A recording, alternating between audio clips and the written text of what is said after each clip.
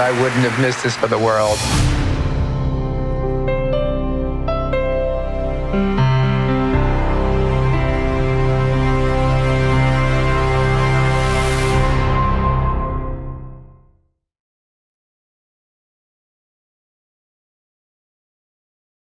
Hey everybody, this is PD from the Spinner Rack, and today I'm doing a video on Superman, the Christopher Reeve story. And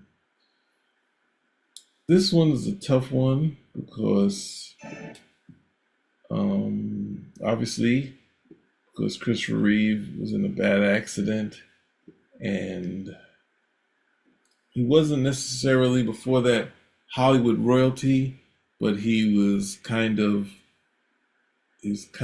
one step below being just a person you'd see and be like, oh wow, I work at HBO and see him walk past with his wife and be like, wow, there he goes. And at times he got blonde hair, and we know the horrible accident, but it's an interesting film that they kind of put together. Stuff I guess they had Chris Reeve read some VO that he'd already done, and having his history and having him dealing with the accident. So I definitely recommend this movie. It's a well done doc, and it gets to some of the tougher situations. Gets through the tougher situation of his past, his he only had one marriage, but he had two relationships that led to his three kids. Two kids from his first relationship, because he had struggles at home with his father, so they talk about that. Then one with his wife Dana, and of course we know she also passed. So it's one of those things where we have a lot of stuff about the family, and has a lot of joy in it, and it has a lot of struggle, which I think at times my father said to me, life is hard and it doesn't get any easier. So and this almost could be the title for this movie. Now, what tidbits can I give you to not spoil the whole thing? Because I will say it's interesting to see him in his early days of acting and doing theater, and they talk about him doing theater with going to school with Robin Williams. Of course, everyone knows that, but they also show him doing theater with Jeff Daniels and William Hurt, and talking about he had to go to London. And what's the part? And he says Superman. William Hurt says, "Don't do it, don't do it." And I think the closest William Hurt got to superhero stuff would be the Lost in Space, which wasn't successful, and then the Hulk, which was successful. So he came over to the side, and regretfully we didn't get to see him as Red Hulk, but one of my favorites also. But it was interesting to see that. It's interesting to see his family.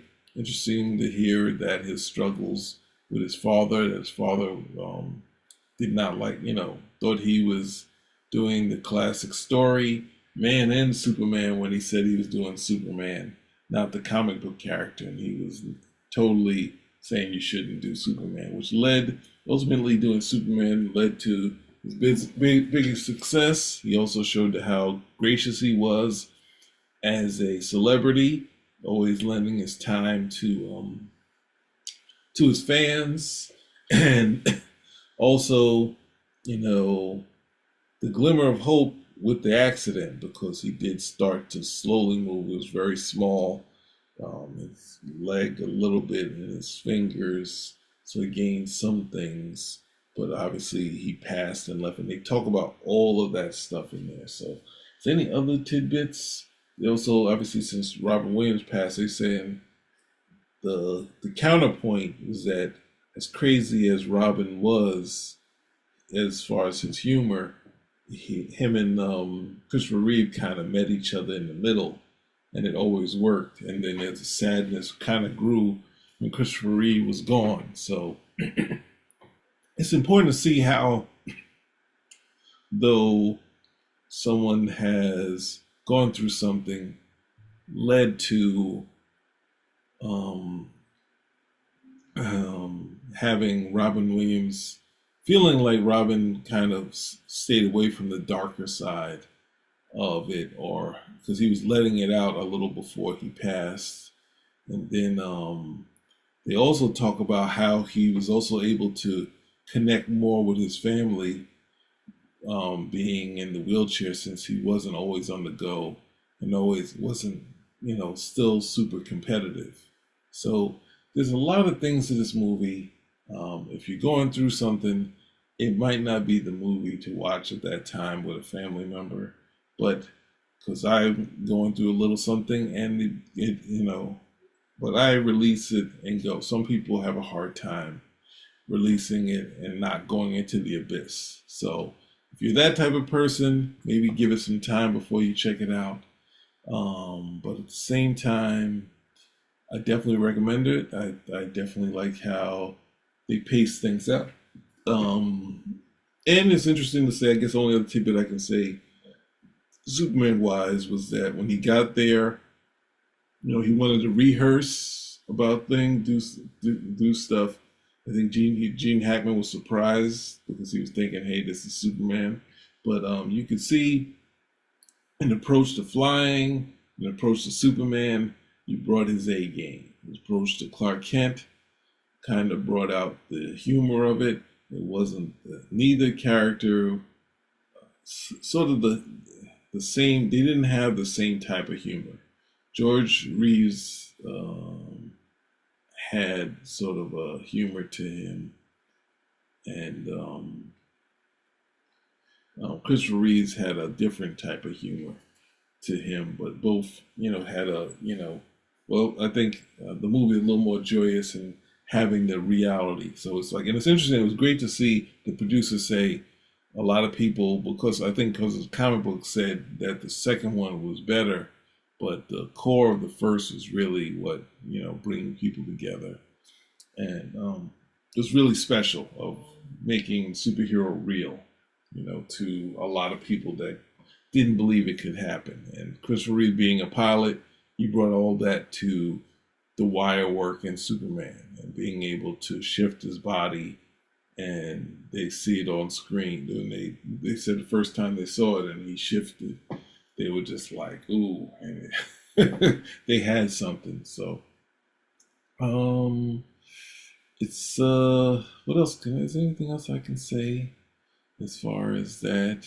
I can say on my side of it, as a kid seeing the first movie, I think I saw it in the movies, but I know I saw it on television. But I can't remember if someone brought us to it, but the TV version was longer. So it had the scene where he goes into Luthor's lair and there's all these traps set for Superman. So that was a bonus. And Miss Teschmacher being saved, as many scenes of Miss Teschmacher as possible.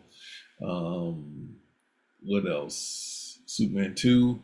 I know I saw that in the movie theater, but I saw that I think once or maybe twice. It didn't have Miss Teschmacher. I always joke about my father saying that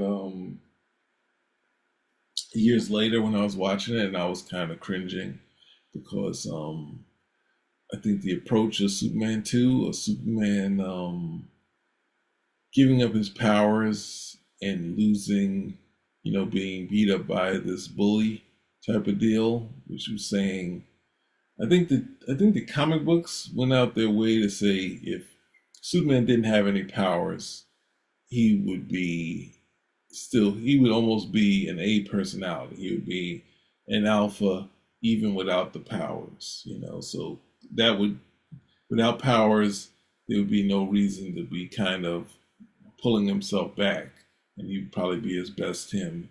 So I felt like I didn't really understand why he'd be totally walking into being beat up by this bully.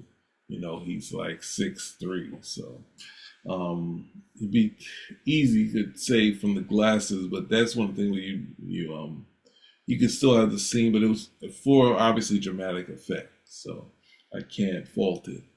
But the approach of that just didn't feel like the core of Superman, that sort of thing. But the Superman at the hero part they got right, of course. But also his weakness being humans, I didn't, as time went on, I didn't like that aspect. Superman 3, a little too much Richard Pryor, and it's one of those high concept things of Richard Pryor wanted to be in Superman, and then the movie wraps around him. Hey, he's like a mixoplex.